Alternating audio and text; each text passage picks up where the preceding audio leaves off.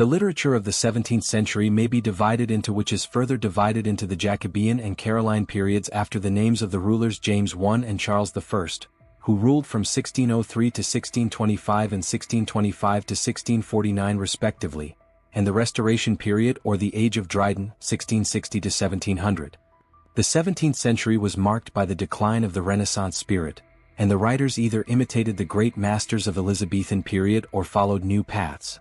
We no longer find great imaginative writers of the stature of Shakespeare, Spenser and Sidney. There is a marked change in temperament which may be called essentially modern.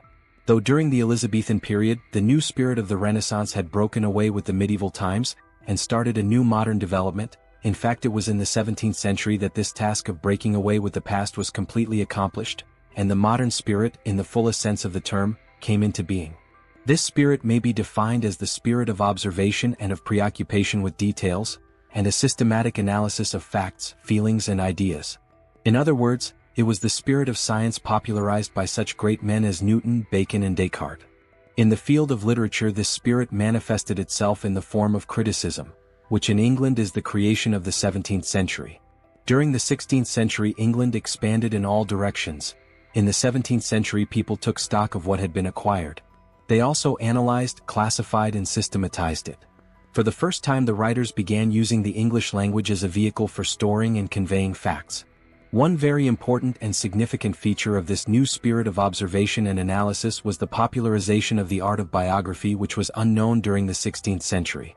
Thus, whereas we have no recorded information about the life of such an eminent dramatist as Shakespeare, in the 17th century many authors like Fuller and Aubrey laboriously collected and chronicled the smallest facts about the great men of their own day, or of the immediate past.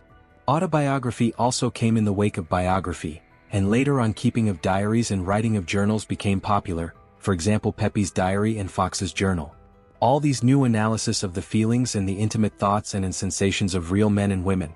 This newly awakened taste in realism manifested itself also in the character, which was a brief descriptive essay on a contemporary type like a tobacco seller or an old shoemaker.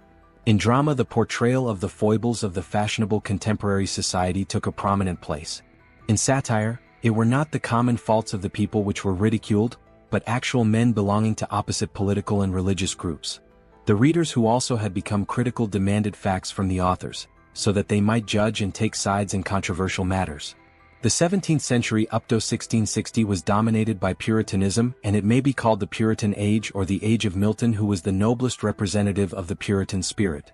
Broadly speaking, the Puritan movement in literature may be considered as the second and greater Renaissance, marked by the rebirth of the moral nature of man which followed the intellectual awakening of Europe in the 15th and 16th centuries. Though the Renaissance brought with it culture, it was mostly sensuous and pagan, and it needed some sort of moral sobriety and profundity which were contributed by the Puritan movement. Moreover, during the Renaissance period despotism was still the order of the day, and in politics and religion unscrupulousness and fanaticism were rampant. The Puritan movement stood for liberty of the people from the shackles of the despotic ruler as well as the introduction of morality and high ideals in politics. Thus it had two objects: personal righteousness and civil and religious liberty. In other words, it aimed at making men honest and free. Though during the Restoration period the Puritans began to be looked down upon as narrow-minded, gloomy dogmatists, who were against all sorts of recreations and amusements, in fact they were not 50. Moreover, though they were profoundly religious, they did not form a separate religious sect. It would be a grave travesty of facts if we call Milton and Cromwell, who fought for liberty of the people against the tyrannical rule of Charles I, as narrow-minded fanatics. They were the real champions of liberty and stood for toleration. The name Puritan was at first given to those who advocated certain changes in the form of worship of the Reformed English Church under Elizabeth, as King Charles I and his councillors as well as some of the clergymen with Bishop Laud as their leader, were opposed to this movement. Puritanism in course of time became a national movement against the tyrannical rule of the king, and stood for the liberty of the people. Of course the extremists among Puritans were fanatics and stern, and the long, protracted struggle against despotism made even the milder ones hard and narrow. So when Charles I was defeated and beheaded in 1649 and Puritanism came out triumphant with the establishment of the Commonwealth under Cromwell, severe laws were passed. Many simple modes of recreation and amusement were banned, and an austere standard of living was imposed on an unwilling people.